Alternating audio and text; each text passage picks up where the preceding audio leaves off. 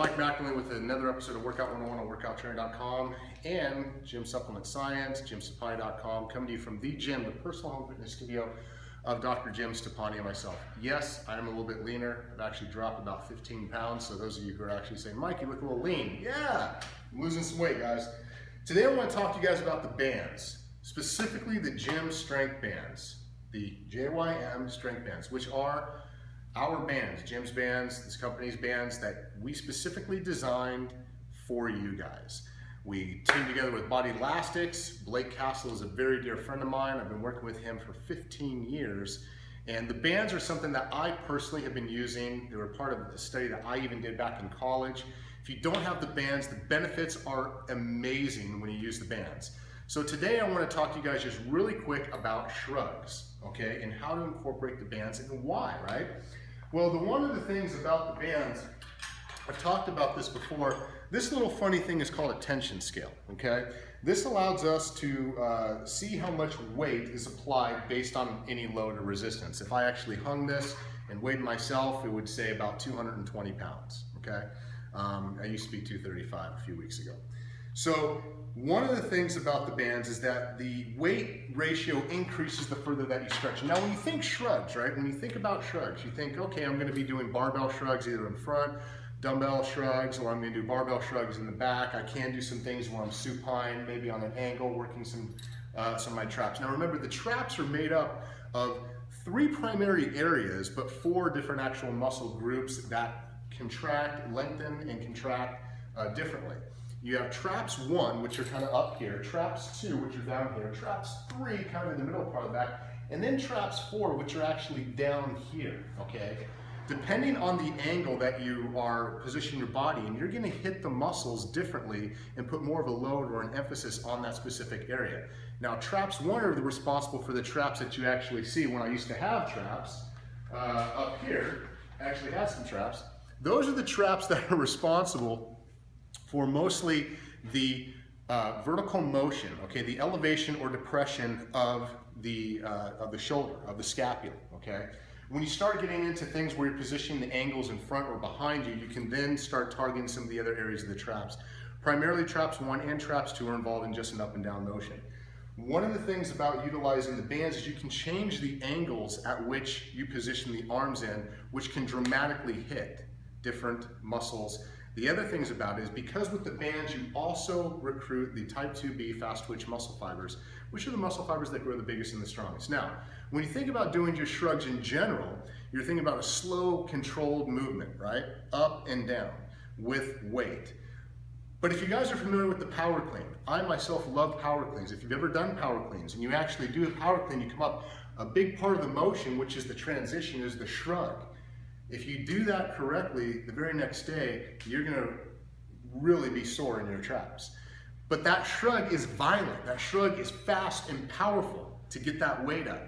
That's essentially what you want to do in a controlled manner, but they can really only be done with the bands without having momentum be a factor. Now, one of the things about utilizing bands too, as I said, is what's called linear variable resistance, guys. What I'm going to show you here is what that looks like and what that means. That means that if you're going to be shrugging, let's say, I don't know, 225 pounds in a bar, at no point does that weight ever change. It's 225 up, it's 225 down. You can't play around with the actual weight or the load because it's consistent. The thing about this is I turn this tension scale on, all right, and I'm going to go ahead and just pull on it taut. What does that say? About 86 pounds just at the point in which I'm static. Now, the further that I stretch, as you can see, the weight ratio increases. Now I'm up to 130, 140, 150, 160, and all the way back down. Why is that important? Because the further you stretch it, the heavier it gets, right? What does that mean? That really means that you can play around with the load as much as possible to where you can actually place more of a load onto the muscle depending on how far you stretch or how close you are. Also, just in the movement pattern, the weight ratio gets heavier the further that you're actually shrugging up. So there's more load applied to the muscles at the point in which they're actually contracting, which means that they're at their strongest point. You're gonna get better results that way, all right? The other thing about it is if you're shrugging, let's just say 225, on the bar, at some point you're gonna fatigue. If you rest for, it's called rest pause, and then do it again, your muscles' ability to actually replenish themselves and get more energy so they can continue to go on actually happens really fast, right? So that's the reason why rest pause works. You get a moment, a second, and now you can bust out a few more reps. Puts you into kind of like the overload principle, to where you're continuing to work the muscle beyond what you think is capable of doing. But you gotta pause. The nice thing about the bands is all you have to do is the load will never change. You just move forward or backward to actually increase or decrease the load. So if you're back here and you're doing your shrugs, and then it starts getting hard, oh, you get that 10th, just move forward and you can continue the reps without pausing. So that's one of the benefits. The other thing about it is angles. I mentioned angles. With these, number one, this allows you to take the hands out of the motion with the straps here. Right here, I'm not using my hands. My hands are just acting as hooks. I'm not holding the bar here. I'm not squeezing it here, which is you have to hold any bar unless you're using straps, right? So that's one of the reasons why I like this. The other thing is too, if you look at the angle change, now rather than it just being a straight up and down motion, right? It's actual a motion to where I'm coming up and back. Up and back. I'm pulling up and back. And what that does is that involves, yes, the traps 1, but also traps 2. It's almost like doing an incline shrug to where you're here, okay? You're coming back. So that is how you actually really target a little bit lower of the traps 2, okay, which are extremely important in developing a nice, well-rounded back. Now, the other good thing is I can still target traps 1 just by switching it up. Now, remember Stepani's behind the back shrugs? Same types of things, guys. Now the difference is you're back here. Now what you want to do is you want to lean forward a little bit, but look at the position of my hands. It's pulling, it's protracting my shoulder girdle back to where now I'm in the proper position. When you do shrugs, number one, you never want to round. Anybody who does this circling thing has no idea what they're doing. The other thing is you don't want to tuck your chin and do this. That's bad news.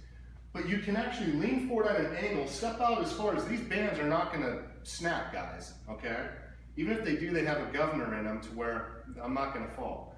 But as you're here, the arms are behind the back already, putting your shoulder in the proper position, your head's neutral, and now you can just hit that traps 1 and really put an emphasis onto that. And the nice thing about it is if you notice the pace and the rate at which I'm moving kind of fast, you will feel it in your traps like never before, I promise you.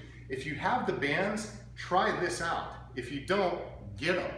Get the JYM Strength Bands, guys. There's over 400 pounds of resistance here. But as I come here, I'm moving in a fast, rapid pace, and then switch it up immediately. Turn around, face the other way.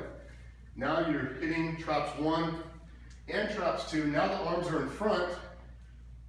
Come back. Just within that little set. Few reps each. I feel that more than anything else.